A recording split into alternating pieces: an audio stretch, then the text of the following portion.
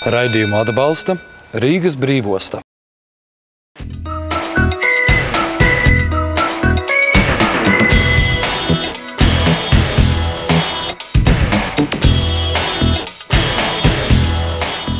Esiet sveicināti raidījumā no 57. paralēles. Un mūsu piedzīvojumi Gruzijā turpinās. Svanetija, Mestija un tad atpakaļceļš uz Tbilisī. Kā mēs tur nokļūsim, skatieties mūsu raidījumā.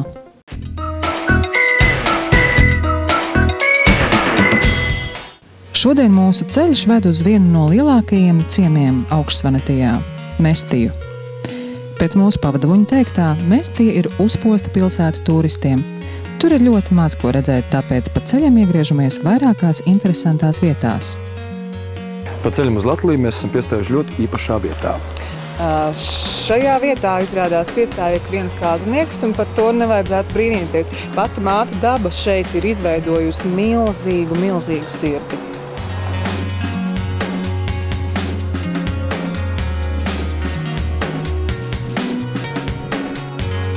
Tā nu sanāca, laika apstākļi bija tādi, ka mēs pie jums tomēr devāmies nevis ar lidmašīnu, bet ar mašīnu. Un pa ceļam lija lietus un bija tumšs, bet mēs arī redzējām vienu otru akmentiņu, ja tā varētu teikt.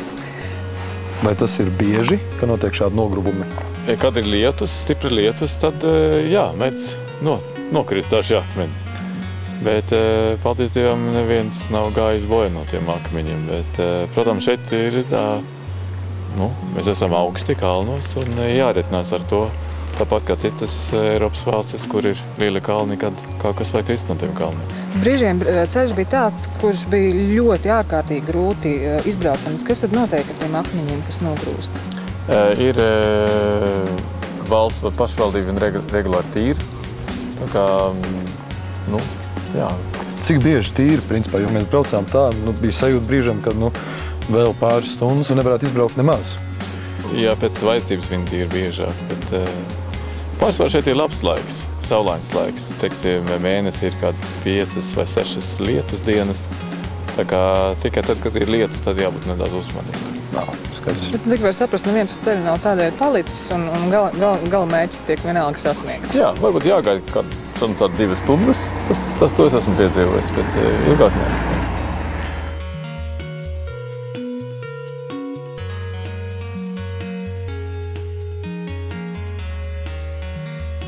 Esam nonākuši ciematiņā Latvijā, un te parādās Svaniem raksturīgie aizsargu torņi.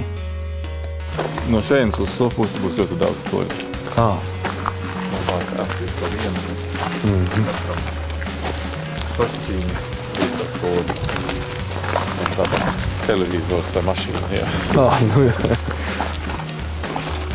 Ja kaut kāds ienaidnieks, tad var arī uzkāpt augšā, un varbūt ar kaut kādu, kā sauc to, melno materiālu. Jā, to degošu. Degošu lejā. Degošo piķi. Vai šalts. Tātad šie torņi izrādās ir domāti aizsardzībai ne tikai no ienaidniekiem, bet arī no dažādām dabas parādībām. Jā, pirmām kārtām pret zemes nogruvumiem un sniega lavīnām. Un parasti cilvēki dzīvoja divstāvīga ēka. Ziemā visi dzīvoja pirmajā stāvā kopā ar dzīvniekiem. Otrajā stāvā vasarā dzīvoja cilvēkiem, bet dzīvnieki palika pirmajā stāvā. Un tad blakus ir tornis, kur viņi var uzkāpt, ja bija sniega lavīna vai zemes nogruvumi, un tā aizsargāties. Un tās struktūras ir ļoti noturīgas, viņi stāvējuši dažus tūkstošus gadu. Un viņi varēja arī kalpot, lai cīnītos pret ienaidniekiem, ja kāds ienāca Svanetī. Lai gan Svanetī tā kā miera osta, tomēr šodien tad varbūt kāds turks vai kaut kas tam līdzīgs arī šeit ienāca. Kāpēc dažos ciemos ir katrā ciemā tikai pa vienam tornītim, bet citos ir varam daudz tornīšu? Kāda ir atšķirība? Tagad mēs atrodamies Latvijā, un tas tā kā robežu punkts, tā ir Brīvo Svanetī un Totro Svanetī. Ja mēs runājam par Augšsvanetī. Un Brīvo Svanetī, kas ir tādos austrumiem, tur viņi nekad nepakļaujās princim, kas valdīja katrā ciematā. Princis atļauj pārsvarā būvēt tikai vienu torni katrā ciematā savs cilvēks. Kamēr brīvais Vanetija tur viņi, principā, katrs cilvēks vai ģimene arī ar vidēju vai labo ienākumu viņi būvē savu torni. Līdz ar to var spriest pēc tornīšu skaita ciematā, var spriest par to, vai tā ir bijusi pakļāvīga principam, kā teikt, dzīves vieta, ja ne? Jā, tieši tā. Tagad viss ciemati uz austrumi principā ir ar daudziem torniem. Un šī pilsētiņa vēl ir slavena ar to, ka šeit ir, jūs teicāt, cik iedzīvotāji, cik baznīcu? Šī ir otrā lielākā ciemats Augšvanetijā, pēc Mestijas, saucās svāniski Latlīl, grūzinu valodu Latāli. Un šeit dzīvo 1014 iedzīvotāji pēc mēra pēdējiem datiem. Un tagad būvēs 68. baznīca. 68. baznīca. Jā, nepietiek ar 67. Skaidrs. Un tā platība, cik liela ir apmēram tādai pilsētņa ciematam? Apmēram kā 3 km katrā virzienā. Skaidrs. Un 68 baznīcas. Jā. Tās bija viens no Grūzijas reliģiskiem centriem viduslaikos. Un šeit pat netālu atrodas arī kāds īpašs klosters, ja bija strādājuši klosters. Tagad jau redzat klosteru pamati. Tas ir unikāls Eiropā ar to, ka viņa visaugstākais klosters Eiropā atrodas uz Muhēra kalnu 2700 metru virs jūras līmeņa. Tur tagad ir baznīca atjaunota, klosteri vēl nav atjaunota, bet tas varbūt ir laika jautājums. Uz turien ved marķietu taka, tur var doties gan ar kāju vai ar zirgu, 3 stundas apmēram šeit. Klosteri vispār šeit ir populāra lieta. Nu, ja tā var izteikties populāra, tā ir ierasta lieta. Daudz, kur ir klosteri, ja? Tā gluži nav, bet tagad ir kaut kāda renesanses attiecībos pareizticīga baznīca uz Vanetijā. Un ļoti daudz mūki un priesteri no citurienes, no Grūzijas, viņi brauc uz šeini, lai nostiprinātu kristietību. Un atkal atver jaunas klosterus.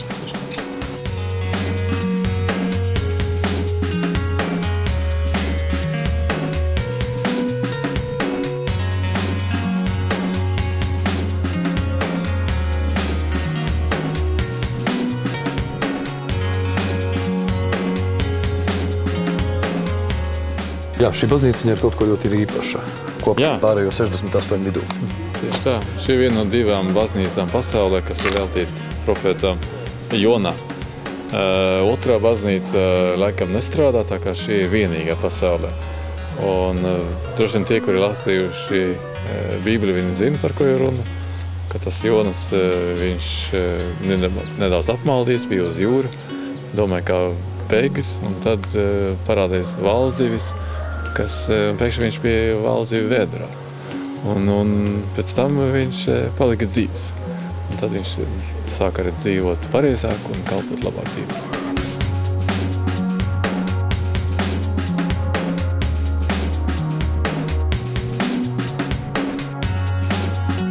Ja mēs runājam par upēm, es saprotu, mums vietēji iedzīvotāji stāstīja, ka upes nesot bagāts ar zivīm.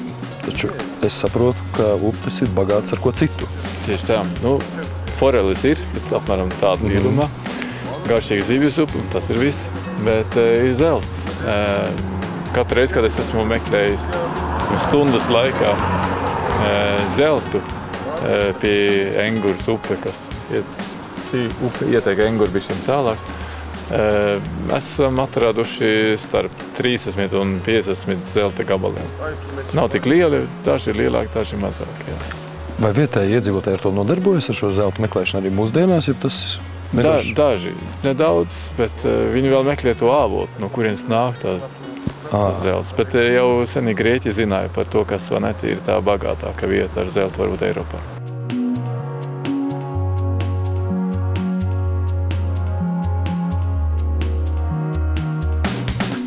Pašlaik mēs atrodamies Mestija pilsētiņā, kuras centrā aktīvi notiek atjaunošanas un celtniecības darbi. Jā, bet šobrīd mēs atrodamies tajā pilsētiņas daļā, kur ir palikusi neskarta gluži tāda, kāda tā ir bijusi agrāk.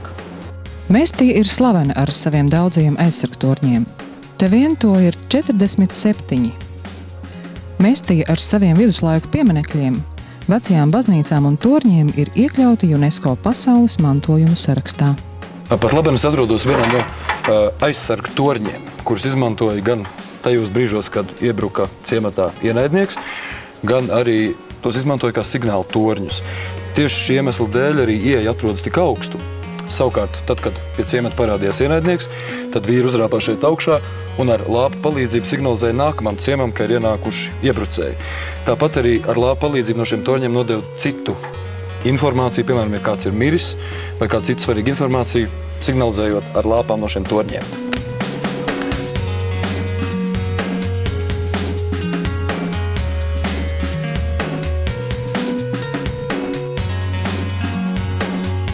Tad šos torņus izmantoja izrādās arī kā leduskapi. Šeit mēs redzam lūku, kur ziemā tiek turēta gaļa. Patiesībā tāds kā mūsu latviešu vecais pagrabs. Is this all? No. I see, okay.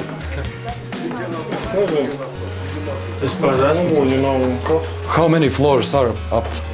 That's most higher is up this tower. Can you see? Yeah. It's 7th floor. 7th floor? Yeah, it's only 5. So it's higher in Mestia. The highest one? Yeah, okay. But... Tātad Mestijas pilsētā augstākais tornis ir redzams tur drusciņ tālāk, tam ir 7 stāvi. Šajā esot tikai 5.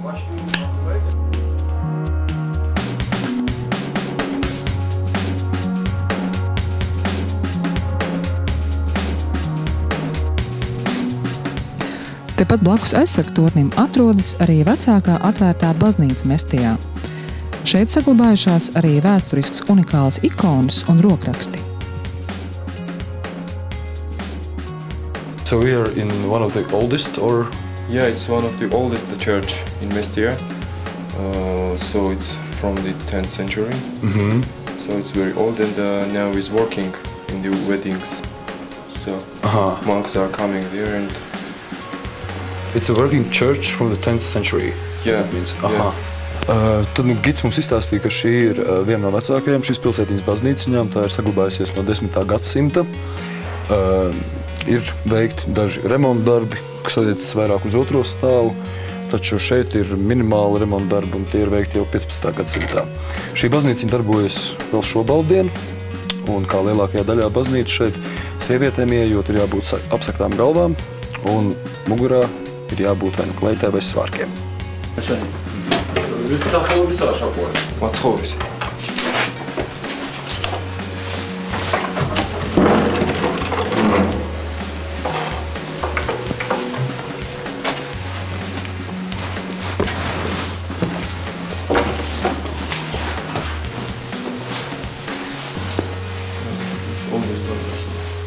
And also the paintings also from the 10th century? Yeah, these icons. Tad arī šie zīmējumi no 10. gadsimta saglabājušies.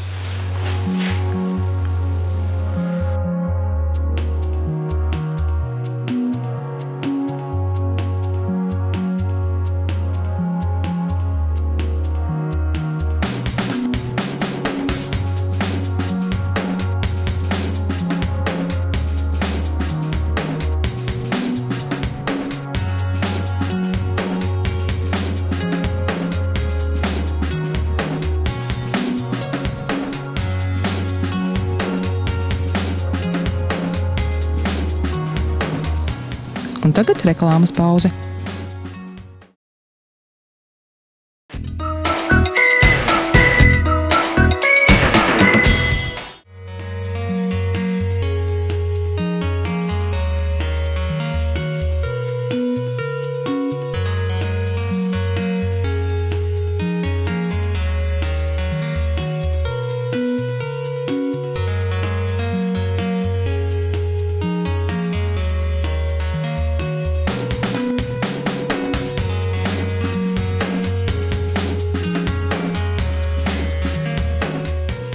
Labi, paldies! Jā, ir jauki.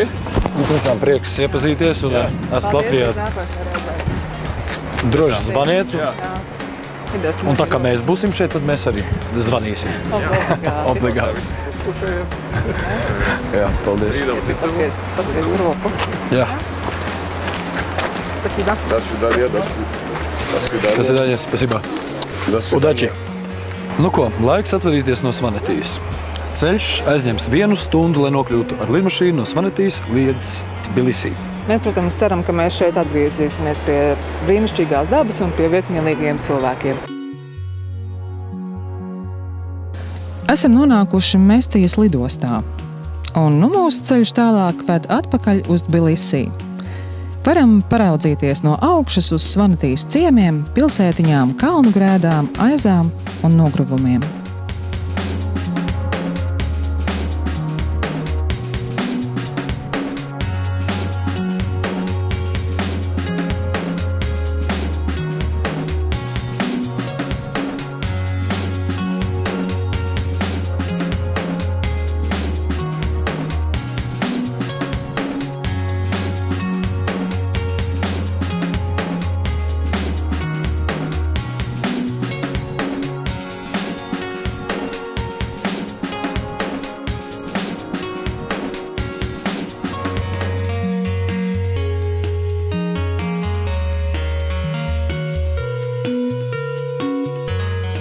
Paša ražotās produkcijas tirdzniecība Gruzijā notiek ik uz soļa.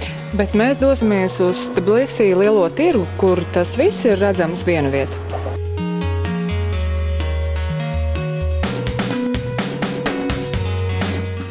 Называется грузинский сникерс. Ага. А это что это? С сахаром этот виноградный сок? Нет, ну сладкий. Сладкий очень. Да. И сколько стоит? Одна штука 2,50. И вот это у меня есть с фундуком, эти по 2 лара. Ага. А эти по 2,50. А какая разница между, вот, например... Это с белого винограда, Да. это с черного винограда. Ага. Есть вот эти с обыкновенной мукой сделано, Ага. внутри мука. А вот это с кукурузной мукой, Ага. белый виноград. Понятно. Вы попробуйте на вкус. Да, на садам. Опа.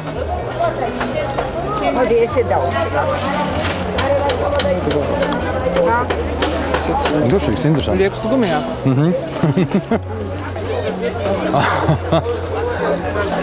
Ņemam, jā? Tas dienu šaudu. Один, пожалуйста. Sorry? Один штук килограмм. No, штук. Pelēkos esot jāņem. Pelēkos? Amaro meligina mitkari vidi esa. Ai gana. Ok. Cik 5 kapeikas gabalā? Nē, es domāju, ka... Jā. 5 lāri noteikti.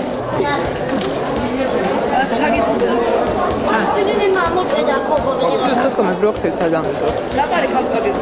Sāļš nebaigi. Diezgan, bet nav. Šis ir pasāļš. Bet ar tomātu kopā. Būs pat raku. Šis ir garšo pēc šitā te. Brinza. Nē, pēc tā, nu tā... Taki. Jā. Nē. Добрый день. Здравствуйте. А что это такое? Что это такое? Unabi. Называется унаби. Унабис? Это ягода? Ягода?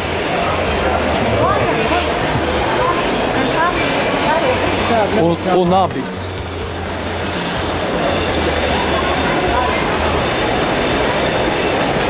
Pēc kā garšo? Pēc precīzi garša, bet pēc zaļā ābola. Ka bērnībā mazos ābolīšus ņem no koka, kamēr viņi nav gatavi. Nē, bet salds. Salds. Salds.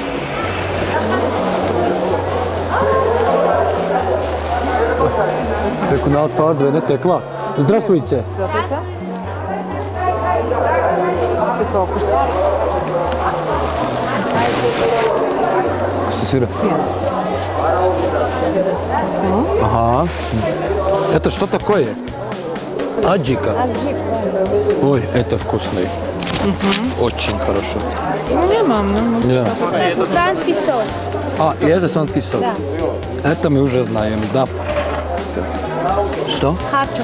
Харчо? Да. Это уже приправа для харчо. Spasibo. Nē, šitas bija ļoti labs. Mums visām tomātu zupām viņš ieskapitāja. Jā, tas bija brīnišķīgs. Par to sāta nedod šito un šito. Jā. Da. Mēs pērkam meļus un eļi. Šis te ir Adin. Adin. Tad. Adin. Nē. Pode ser.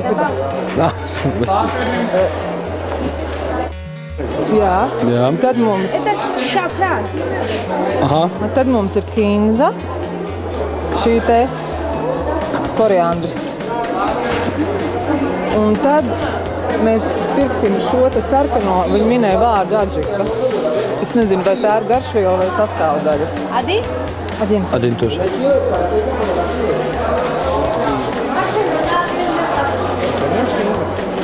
Да, яджи.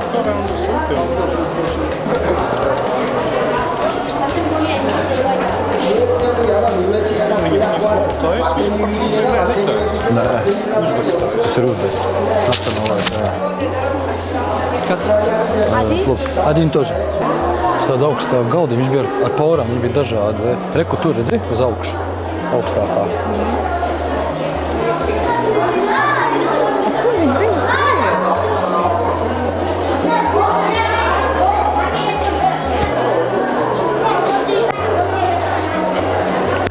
Очень хорошо. Да. Что хочешь? Вот. Каким сыр? Добрый день. Добрый день. А который не очень соленый. Этот соленый или нет?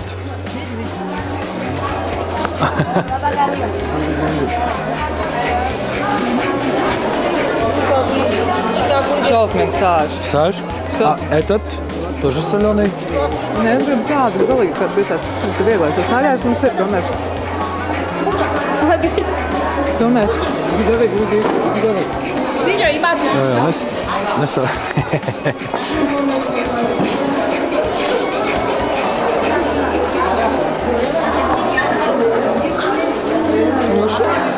Сколько смотри. Жирный, да? Малосольный, сальсоль. Малосольный. Это молоко.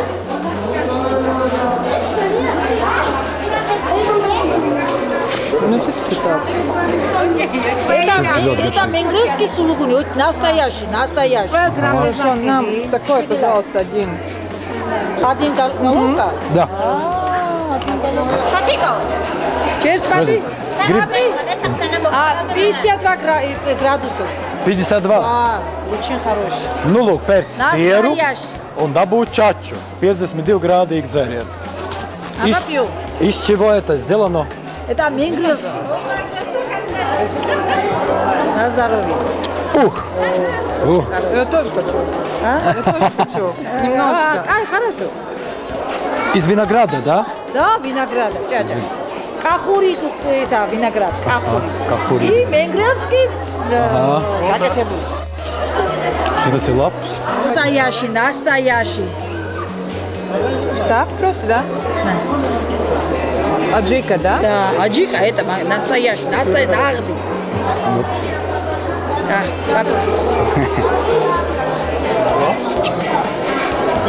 Очень хороший. Вертикс штангерс. Да.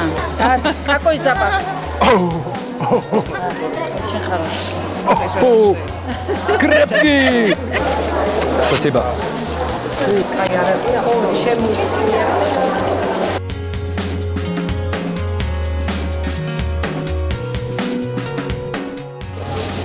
Извините, пожалуйста. А это что такое? Майпути. По-нашему называется джонджоли. Джонджоли? Да. Растет на дерево, как цветы, потом салит. Так лебзи. А это надо... Я, мы даже кумагар, мы что удва. На гаджу да мере зети да хапучия зал. Джонджоли на гаджу. Нужно это отжать, этот сок, потом полить подсолнечным маслом, нарезать мелко вот так круглый лук и все. Лук. С луком как бы маринованный. лук получается. Очень вкусно. Это цветки. Это дерево. От дерева, да. Да, дерево. Просто я не знаю. Листки на дереве. На лебзе? Nu, tā kā Atkal kaut ko atgādina, bet es nepaliek. tomātus šitos te sālītos. Tas ļoti interesants, jā.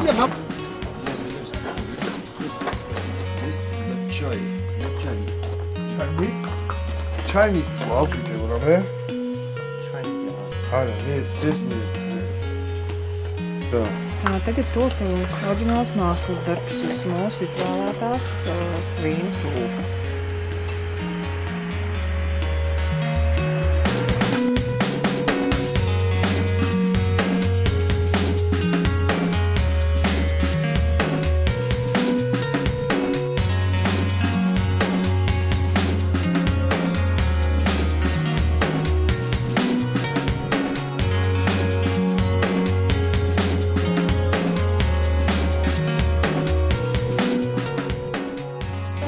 Lai arī mēs tirgu esam nonākuši vēl vakarā, pat Jā, tagad, ir diezgan vēl vakar stunda. pat tagad var šeit iegādāties ļoti daudz ko. Un vismaz šajā tirgu latviešus uzņem ar atklātām rokām un iepirkšanās varbūt var ilgt mazliet ilgāk nekā jūs to esat paredzējuši.